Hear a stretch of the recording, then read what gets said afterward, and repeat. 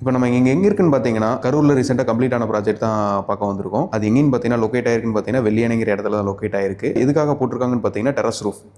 டெரஸில் just ஒரு இடத்துல front எலிவேஷனுக்காகவும் plus அவங்க உட்காந்து ஜஸ்ட் சிட் அவுட்டில் ஏரியாவை பார்க்கறதுக்காகவும் கேட்டிருந்தாங்க. மேலே பார்த்தீங்கன்னா செராமிக் ரூஃப் டைலும் கீழே பார்த்தீங்கன்னா பூவோடும். அந்த பூவோடு பார்த்தீங்கன்னா எப்படி போட்டிருக்கோன்னா ஒரே பிளைன் ஃபால் சீலிங்காக போடாமல் ஒரு 3 ஸ்டெப்ஸ் மேலே ஏற்றி அதுக்கு மேலே ஒரு ஃபால் சீலிங்காக போட்டிருக்கோம், டேப்பராக கொடுத்துருக்கோம். அது எதுக்காகன்னு பார்த்தீங்கன்னா ஒரே ஃபால் சீலிங்காக போட்டால் உங்களுக்கு ஏரியா கம்மியாகும், சீலிங் ஹைட் கம்மியாக இருக்கும். ஸோ இந்த டேப்பர் மேலே ஏற்றி கொடுக்கும்போது பார்த்தீங்கன்னா உங்களுக்கு ஃபேன் போடும்போதோ ஸோ இந்த இதெல்லாம் போடும்போது உங்களுக்கு கையில் அடிக்கிறது இதெல்லாம் இது மாதிரி இருக்காது. சைட்டில் பார்த்தீங்கன்னா என்ன மாடல் ஒர்க் பண்ணியிருக்குன்னு பார்த்தீங்கன்னா ஹிப் ப்ரூஃபுங்கிற டைப்பில் தான் ஒர்க் பண்ணியிருக்கோம். அங்கே யூஸ் பண்ணியிருக்க கலர் பார்த்தீங்கன்னா red and black ceramic tile கட்டருமே நம்ம யூஸ் பண்ணியிருக்கோம். அது பார்த்தீங்கன்னா 3 சைடு யூஸ் பண்ணியிருக்கோம். ப்ளஸ் நம்ம மல்டிவுட் தூமானமே கொடுத்துருக்கோம். அது பார்த்தீங்கன்னா ஃப்ரண்ட் எலிவேஷனுக்காகவும் அட்ராக்ட் பண்ணுறதுக்காகவும் நம்ம கொடுத்துருக்கோம். இந்த மாதிரி ட்ரெடிஷ்னலாகவும் மாடர்னாகவும் ரூஃபிங் போடணுமா, நீங்கள் ஏவி ரூஃபிங்ஸை கான்டாக்ட் பண்ணுங்கள்.